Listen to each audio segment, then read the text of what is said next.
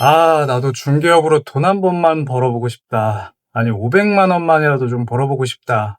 여러분, 이런 생각하고 계신가요? 제가 중개법인 빌딩 주택이랑 이름만 들어도 알 법한 회사의 부동산 팀까지 진짜 여러 가지 부동산 관련된 회사를 다녀봤거든요. 부동산을 여러 군데 다녀보고 성장하면서 알게 된 사실이 있어요. 망하는 중개사들은 모두 이유가 있다는 겁니다. 자, 오늘 영상에서는 망하는 공인중개사들의 특징 중에 실무 경험의 부족한 부분에 대해서 이야기를 좀 나눠보려고 합니다. 여러분들이 이 영상을 보시면 어렵지 않게 성공하는 중개사가 될 수도 있고요. 지속적으로 성장해서 손님들이 나를 믿고 찾아오는 네임이 있는 중개사가 되실 거라 확신합니다. 이제 막 시작하셨거나 중개사 일이 적성에 맞는지 고민하고 헤매시는 분들 계실 거예요. 그런 분들을 보신다면 업무 역량을 키울 수 있는 힌트도 얻게 되실 겁니다. 잘 들어보세요. 여러분들이 중개업을 처음 시작하게 됐다고 생각을 해봅시다. 그러면은 광고를 올리고 매일 네이버 부동산에 들어갈 겁니다. 근데 중요한 건 광고가 몇 개가 올라가 있는지, 남들이 뭘 계약을 했는지를 확인하시는 분들이 계세요. 근데 여러분, 남들이 계약한 거 확인해서 뭘 하려고 하시나요? 뭘 안 해도 되니까 돈을 벌어야 되는 거 아닌가요? 월 500만 원, 1000만 원 만들고 나서 그 이유는 사람들이 생각을 잘 안 하세요. 왜냐하면 아직 1000만 원을 벌어본 적이 없거든요. 근데 월에 1000만 원 이상 벌어보신 부동산 중개사분들은 잘 아실 겁니다. 이게 처음에는 되게 좋은데 잠깐 기분 좋고 나중에 받는 스트레스는 오히려 더 많다는 걸요. 운 좋게 월에 1000만 원이 넘었다고 생각을 해봅시다. 근데 앞으로 계약을 어떻게 해나가야 할지 감을 잡지 못해요. 왜냐면 운이 좋아서 1000만 원을 벌어봤기 때문에 큰 계약만 좀 하려고 하고요. 돈을 쫓다 보면서 결국에는 안타깝지만 망하게 됩니다. 그래서 제가 생각을 해보니까 공인중개사로 실패하는 사람들의 특징은 6개 정도 있습니다. 이거 잘 기억해 보시고 내가 어디에 속해 있는지 한번 체크해 보시는 것도 좋을 것 같습니다. 자, 첫 번째, 자격증은 성공 티켓이 아닙니다. 많은 분들이 착각을 하시는데 몇 개월 공부해서 합격하면 바로 돈이 따라올 거라고 생각하시지만 현실은 전혀 달라요. 자격증은 단지 이 일을 하기 위한 출발선일 뿐이고 실무는 완전히 다른 겁니다. 두 번째, 영업을 못 하시는 분들이 계세요. 부동산 중개업은 결국 사람을 상대하는 일입니다. 무조건적인 영업은 아니지만 매물 확보하고 상담하고 조율하는 거에 모든 것이 영업력에 달려 있습니다. 근데 내가 내성적인 성격이라 사람들 만나는 게 힘들거나 명함 돌리는 것 좀 부담스럽다면 사실 이 업에는 맞지는 않겠죠. 자, 세 번째는 변화를 거부하시는 분들이 계세요. 요즘에는 네이버 부동산을 통해서 광고가 끝나지 않습니다. 저처럼 유튜브도 하시는 분들이 계시고 인스타도 하시고 뭐 단순하게 사진 보정, 영상 촬영, 블로그 이런 게 다 기본이죠. 근데 중년 이후 분들은 이런 거는 젊은 사람들이나 하는 거지라며 외면하는 경우가 많습니다. 과연 성공하실 수 있을까요? 네 번째는 과거에 내 인맥을 지나치게 믿는 거예요. 많은 분들이 나 친구들이나 지인들이 계약 도와줄 것 같은데? 이렇게 하면서 시작하시는데요. 글쎄요. 수수료 온전히 받으실 수 있겠어요? 다섯 번째 특징은 버티지를 못하는 겁니다. 부동산 시작을 하면 좋은 계약이 나올 때까지 보통 한 3개월 정도 걸린다고 하시죠. 그 전까지는 생활비도 계속 나갈 거고요. 수입은 없고요. 고정비는 계속 나갈 겁니다. 요즘에는 플랫폼 비용도 엄청 비싸서 한 달에 수십만 원까지 쓰시는 분들 많이 계실 거예요. 근데 계약이 안 나오면 대표님한테 버틸 자신이 없는 거죠. 그래서 무턱대고 일을 시작하면 생활고에 밀려서 문을 닫을 수도 있고요. 조금만 더 버티면 될 텐데 하면서 결국 포기하시는 경우도 생깁니다. 그리고 가장 중요한 게 마지막인데 쉽게 큰 돈을 벌 수 있다는 환상을 가지신 분들이 되게 많아요.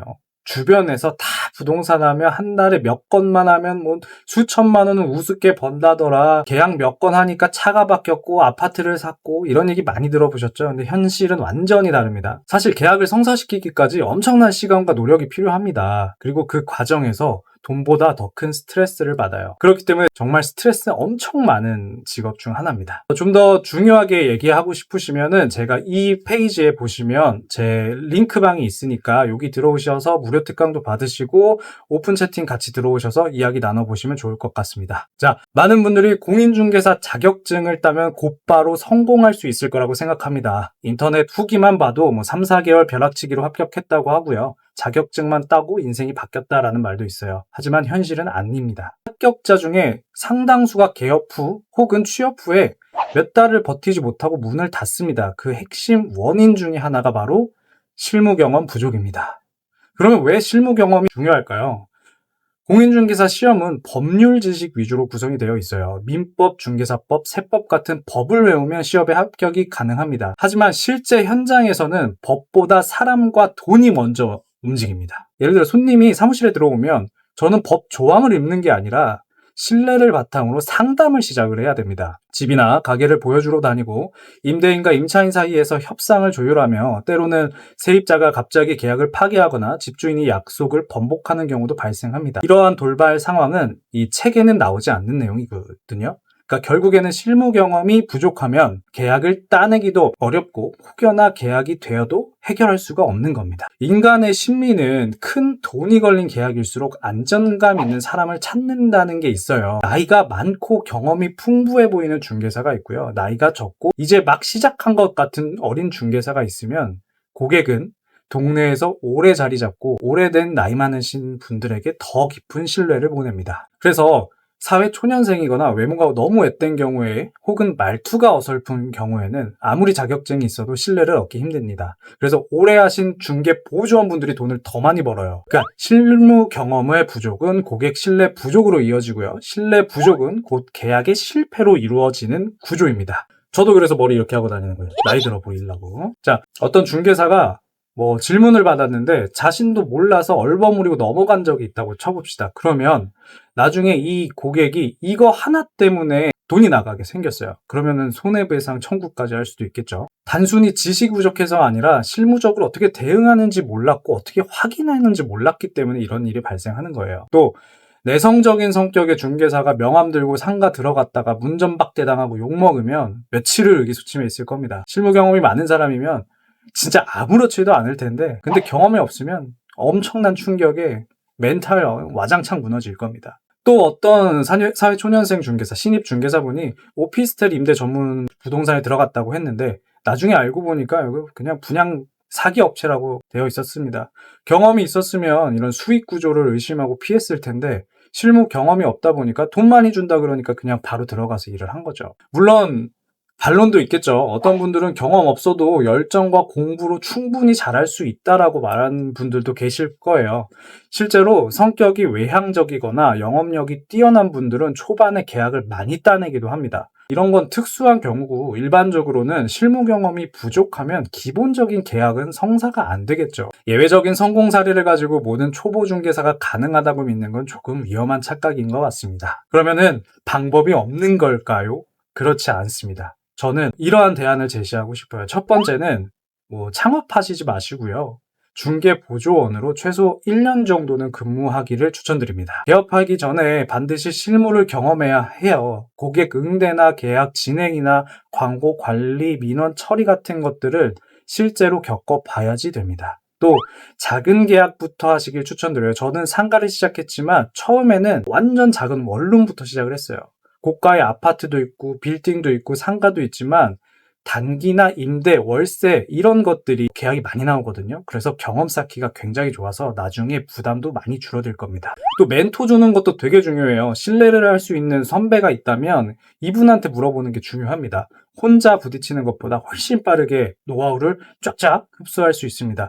이 부분은 제가 도와드릴 수 있으니까 저를 이용해 주시면 될 것 같고요. 부동산 투자나 내가 직접 임대해 보는 경험도 중요합니다. 내가 세입자가 되거나 소규모라도 임대 경험을 해보면 고객 입장을 이해할 수가 있어요. 그러니까 세입자도 돼보고 임대인도 돼보고 이렇게. 그래서 이 경험은 자격증 공부만으로는 얻을 수 없는 자산이 됩니다. 자, 정리하자면 공인중개사들이 실패하는 가장 큰 이유 중 하나는 실무 경험의 부족입니다. 시중에 나와 있는 실무 강의는 이게 법조문이 많이 있고요. 실제적인 경험이 있지는 않아요. 좋은 책에서는 배울 수 있겠지만 사람 상대하는 경우는 직접 부딪히지 않으면 절대 얻을 수 없습니다. 공인중개사로서 성공하고 싶다면 자격증 취득보다 중요한 게 바로 실무 경험을 쌓는 것입니다.